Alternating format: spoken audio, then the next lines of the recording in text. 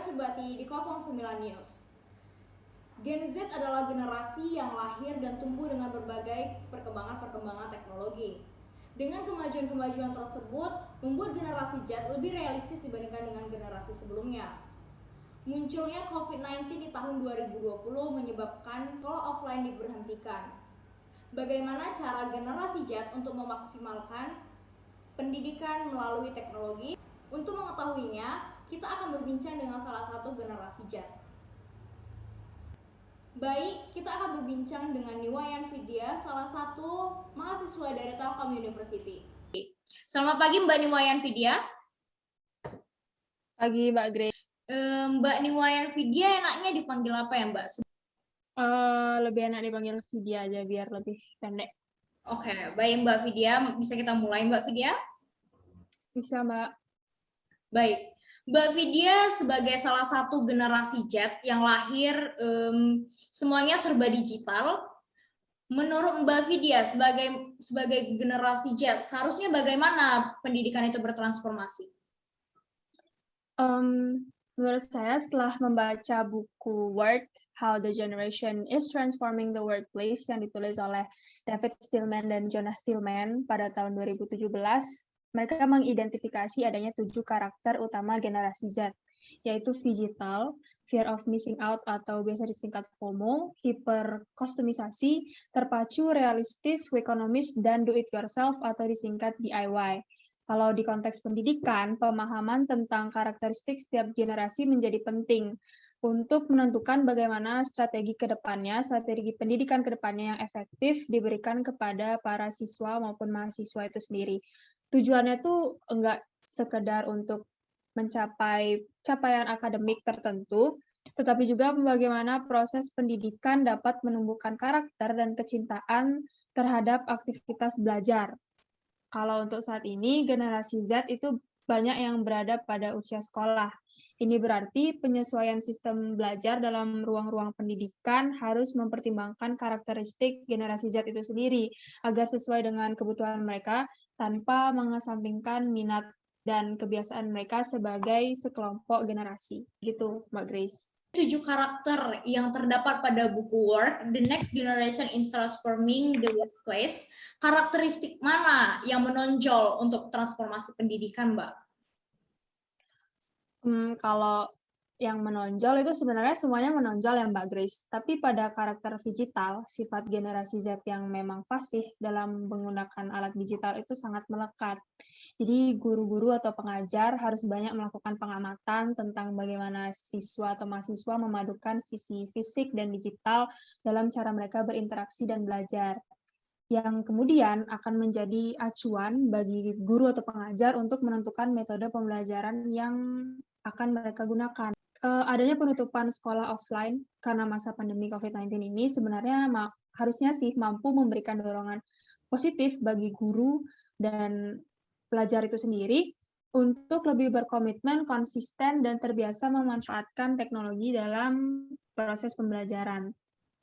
Kalau menurut saya, guru tuh sudah harus semakin terbiasa menggunakan sarana pembelajaran yang beragam melalui teknologi digital. Jadi bukan cuma mahasiswa atau siswanya aja yang harus beradaptasi dengan teknologi, tapi guru-guru yang merupakan generasi sebelum generasi Z juga harus bisa beradaptasi dengan teknologi-teknologi tersebut, agar siswa tetap dapat aktif dan tersambung dalam pembelajaran melalui berbagai kondisi pembelajaran yang ada gitu. Jadi kalau misalkan kondisinya lagi kurang bagus gitu, agar kita para mahasiswa atau siswa dan pengajar itu agar tetap bisa terhubung gitu. Generasi Z memiliki rasa ingin tahu yang tinggi.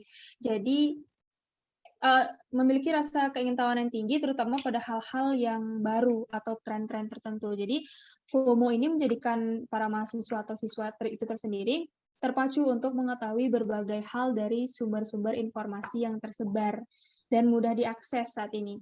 Itulah mengapa generasi Z memilih untuk selalu terhubung aktif dengan media sosial yang ada, agar informasi yang beredar tidak terlewatkan.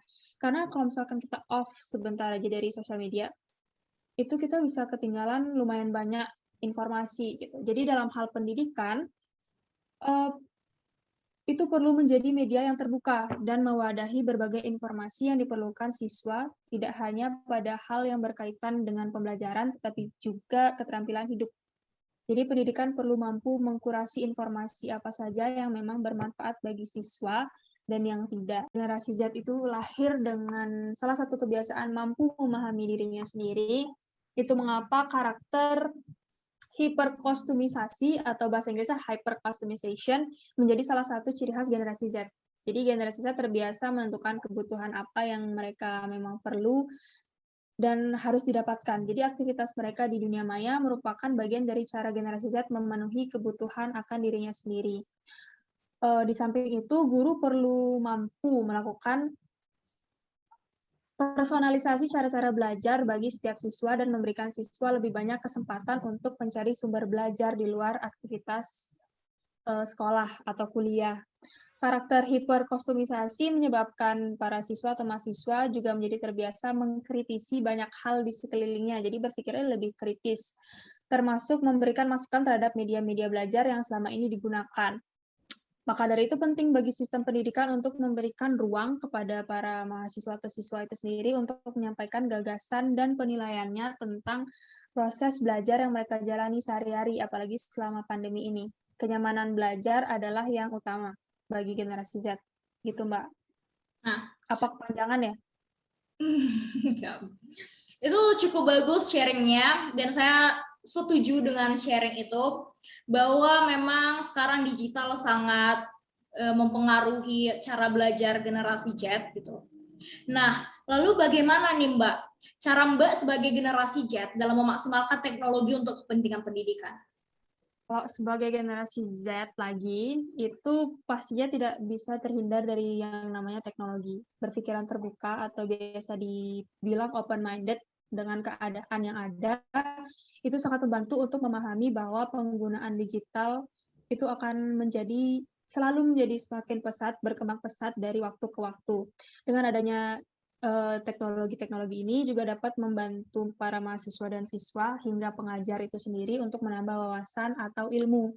Apalagi saat ini gadget itu sangat berpengaruh ya dalam dunia pendidikan. Generasi Z juga biasanya menggunakan search engine seperti Google Scholar atau Google untuk mempelajari penelitian tertentu dari makalah yang pernah dibuat oleh orang lain atau video YouTube tentang pembelajaran hingga minat di bidang tertentu. Karena kalau di YouTube itu kan emang udah banyak banget tersedia materi-materi pembelajaran. Biasanya salah satu contoh dosen atau pengajar yang ikut memanfaatkan digitalisasi atau teknologi-teknologi itu biasanya mengupload video pembelajaran mereka ke YouTube. Jadi para mahasiswa dan siswa lebih gampang mendapat akses untuk pembelajaran itu sendiri. Itu para mahasiswa atau siswa saat ini juga banyak yang menggunakan aplikasi Notion. Jadi aplikasi Notion itu bisa menjadi pengganti dari biasanya kan kalau misalkan kita ingin melakukan atau mengerjakan tugas itu kita tulis di kertas, to-do list dan segala macam. Yeah. Jadi Notion ini sangat membantu untuk mengurangi sampah kertas juga. Jadi Notion ini membantu kita untuk mencatat banyak hal, kita bisa nyimpan berbagai hal juga di sini, link pembelajaran bisa kita taruh juga di sini. Jadi itulah mengapa Notion menjadi salah satu aplikasi kesukaan para mahasiswa atau siswa saat ini. Jadi dengan adanya aplikasi atau media-media tersebut diharapkan dapat menambah pengetahuan dan skill dasar dari pelajar, mahasiswa maupun siswa. Gitu, Mbak. Terima kasih atas sharingnya tentang bagaimana cara generasi Z untuk memaksimalkan teknologi dalam dunia pendidikan. Dan terima kasih juga untuk waktunya, Mbak. Maaf telah mengganggu waktunya. Nah, sekali lagi saya ucapkan terima kasih. Sama-sama, Mbak Grace.